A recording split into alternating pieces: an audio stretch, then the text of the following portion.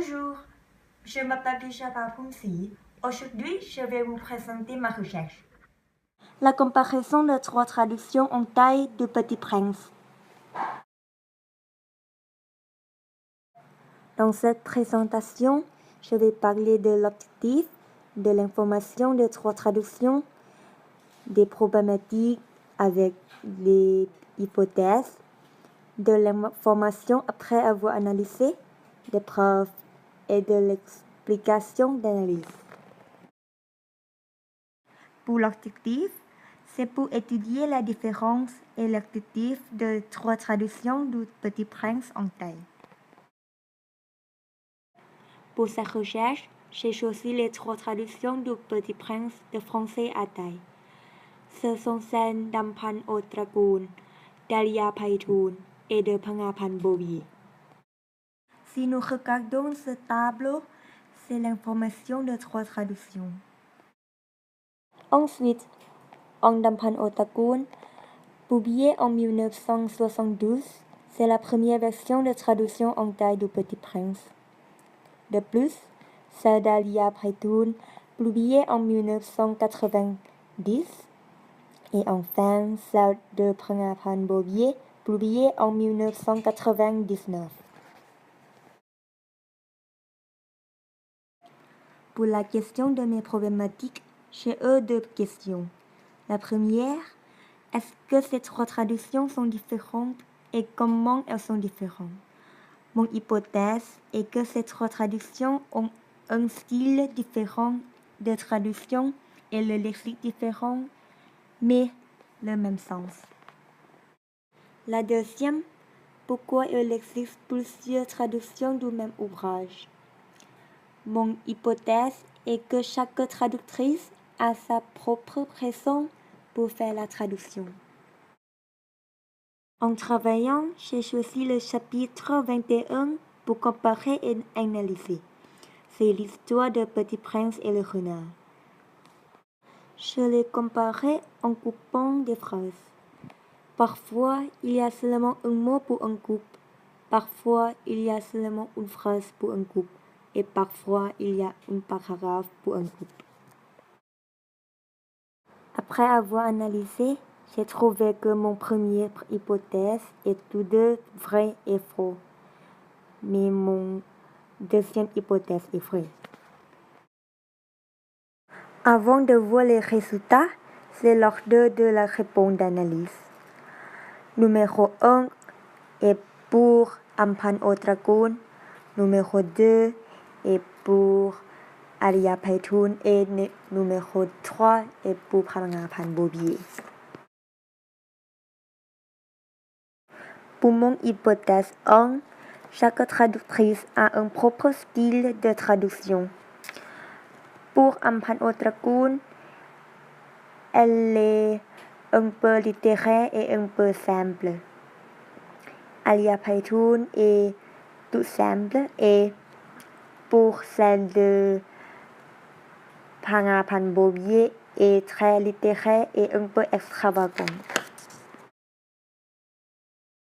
Pour le nombre de mots, selon l'extrait du texte du chapitre 21, nous pouvons voir que celle de Pangapan Bobier est le plus grand et celle d'Alia Paitoun est le plus petit. Ensuite, pour mon hypothèse 1, dans le pas vrai ou le lexique différent mais le même sens สร้างความสัมพันธ์หรือสร้างความผูกพันหรือผูกสัมพันธ์หรือ sont les lexiques différents mais les trois mots ont le même sens. Ceci est l'autre exemple qui montre ดูรู้สึกอึดอัดใจคับแค้นใจไม่น้อยอึดอัดขัดใจกันทั่ว sont les lexiques différents mais les trois mots ont le même sens.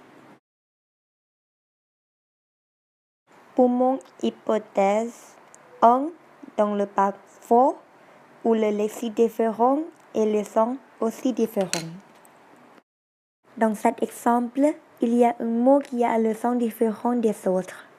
C'est Yep Yon Dampan Otagoun qui signifie être ingénieux ou intelligence, mais les autres de Changon et Sonté sont le même sens avec le mot intrigué dans le manuscrit.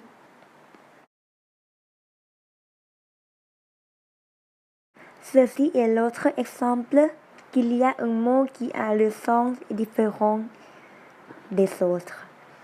C'est เกิดขึ้น de Paitoun qui signifie un verbe se produit pas ย้อน et วกกลับ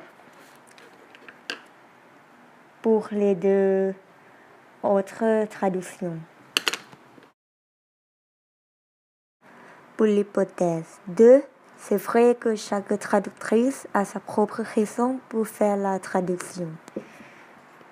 Pour l'hypothèse 2, c'est vrai que chaque traductrice a sa propre raison pour faire la traduction. Pour Ampan Otragun, elle veut aider ses étudiants à mieux comprendre la littérature française.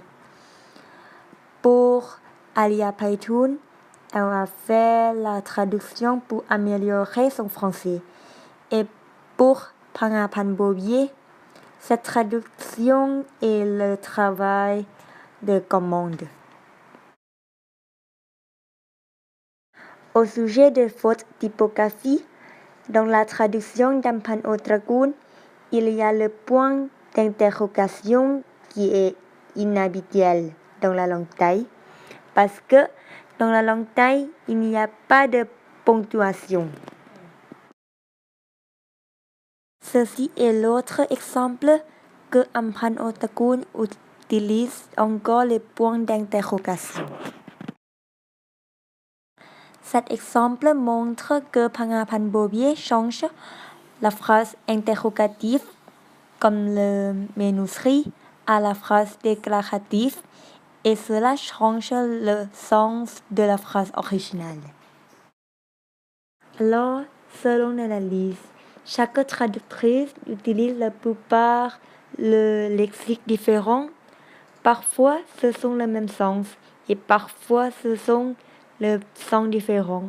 Que cela est la faute de sens. De plus, il y a les fautes de typographie et de interprétation dans la comparaison.